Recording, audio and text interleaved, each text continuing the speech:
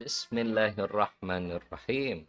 Assalamualaikum warahmatullahi wabarakatuh. Sampurasun. Wilujeng enjing barudak kelas hiji. Kumaha kabarna barudak? Mugi aya dina kasehatan. Bapa ngadoakeun kagiatan demi kagiatan anu dilakukan tangtuna kagiatan diajar di bumi kengeng kalancarannya. Yuk ayeuna saat disarengan ku Parudi dina pangajaran bahasa Sunda, orang neraskeun pambahasan ngeunaan pangajaran katujuh ye kanggo kelas hiji. Naon judulna aya di payun nyaeta ngeunaan barang sasatoan jeung tutuwuhan sabudeureun urang. Kahiji nu baris dibahas ku Bapa ngeunaan barang. Kadua sasatoan jeung katilu tutuwuhan anu aya di sekeliling kita sabudeureun teh nya. Urang urang titenan materina. Kahiji Bapa bade ngabahas barang. Barang di dieu patali sareng benda mati. Benda mati teh seueur jenisna jeung sok dianggo dina rupa-rupa kagiatan. Ayeuna nu dibahas dina kagiatan sakola barang naon wae eta biasana orang mendakan tah aya di dieu buku, kantong, patlot, pulpen jeung jidar. Eta barang-barang patali jeung kagiatan anu biasa dilakukan di sakola. Nu handapna kagiatan dina kaulinan. Biasana orang ngagunakeun aya barang teh bal, raket, sapeda, jeung cocokan liana. Maksud di dieu cocokan liana teh barang yang lain-lain yang biasa kita gunakan. Eta patali sareng benda mati. Salajengna saatos orang ngagaduhan barang-barang tadi, penting pikeun orang ngajaga barang. Kucara naon Pak? Nyaeta apik. Apik teh kumaha?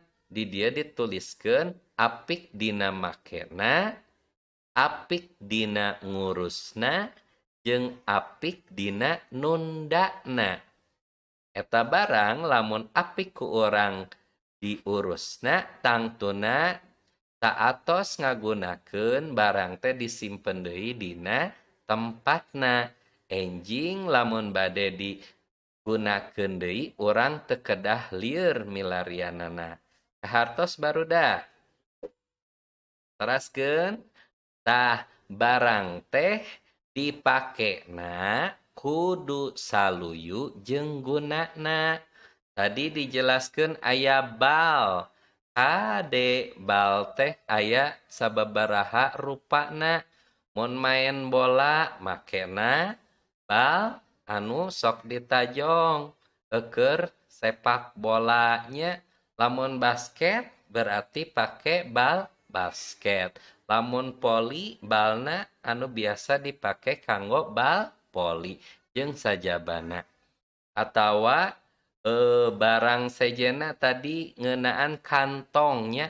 Kantong teh ulah dilebetan ku batu atawa ku keusik. Dan nunamina kantong mah biasana kanggo ngawadahan buku, pulpen, jeung sajabana nya. Janten kasimpulanana barang teh dipakena kudu saluyu jeung gunana. Contoh lain saragam sakola. Ye penting ka barudak lamun urang nuju diajar atau napi bade ka sakola tangtuna ngagunakeun saragam sakola. Tah saatos uwi sakola saragam ulah dianggo keur ulin. Eta oge salah sahiji hal anu kudu dipake luyu jeung gunana nya. Eta barang anu bentukna benda mati. Salajengna ayeuna sasatoan. Sasatoan teh kaasup barang oge ngan lebetna kana benda hidup. Tah sasatuan ieu kudu dipikanyaah. Kumaha tapa cara mikanyaah sasatoan? Kahiji ulah disiksa, kadua dibere parab, katilu diurus heman. Diurus heman teh kitanya berbaik hati tah ke binatang itu. Orang ulah mes-mes nunggulan ucing, mes-mes maledogan hayam, mes-mes nyepretan cak-cak misalkan. Eta teh teu kenging. Orang kasasatoan oge naon sato teh sipa? Sato teh binatang. Binatang tuh ciptaan Allahnya. Janten orang oge kudu mikanyaahna. Kajaba aya sababaraha binatang anu memang ku orang kedah dihindari salaku umat Islam. Salajengna bakal kumaha pa lamun orang mikanya asa satoan, tah si sato eta binatang yang tadi kita sayangi itu bakal lindek teh nurut ka orang. Jadi lindek teh arek ditewakna teh teu hese. Kita mau ngambil binatang itu teh nggak usah ngejar-ngejar. Da si binatangnya sudah dekat dengan kita jadi nurut. Terus bakal males budi. Contohna mun misalkan orang miara ucing. Dina hiji waktu di bumi aya beurit. Tah beurit beunang ku ucing eta jadi nguntungkeun pikeun orang. Sabab beurit mah biasana sok ngarusaknya. Poh ngarusak segala rupa we nu aya di bumi. Eta pentingna orang mikanyaah sasatoan. Salajengna di dieu aya pupuh kinanti. Ku bapa tos dibaca pupuhna patali sareng ngabahas tatangkalan. Tatangkalan oge kalebet barang. Ngan barangna tadi benda hidup. Tatangkalan teh naon, Pak? Tatangkalan teh bahasa Indonesia. Nah, tumbuh-tumbuhan, baik itu pohon-pohonan atau yang lainnya ya. Tah sekarang ayeuna Bapak bade nembangkeun pupuh kinanti. Ngeunaan teks anu tos disayogikeun di dieu. Aya oge dina buku paketna. Dina lahan anu subur, tatangkalan gampang jadi. Anu endah tangkal kembang, nu jarangkung tangkal kai, mere mangpaat ka urang, hasilna bisa kapetik.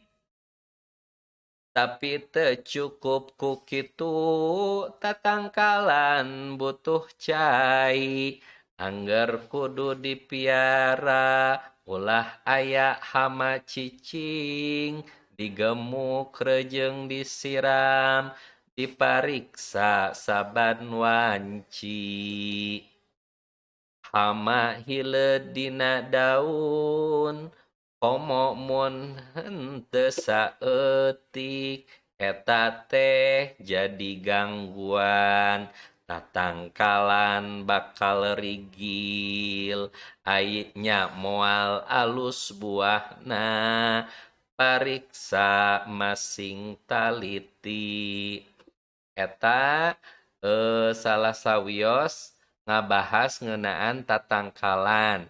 Kahiji tatangkalan teh kudu dipiara oge nya ku cara digemuk. Digemuk teh dipasihan pupuk. Teras disiram, siram teh dicebor.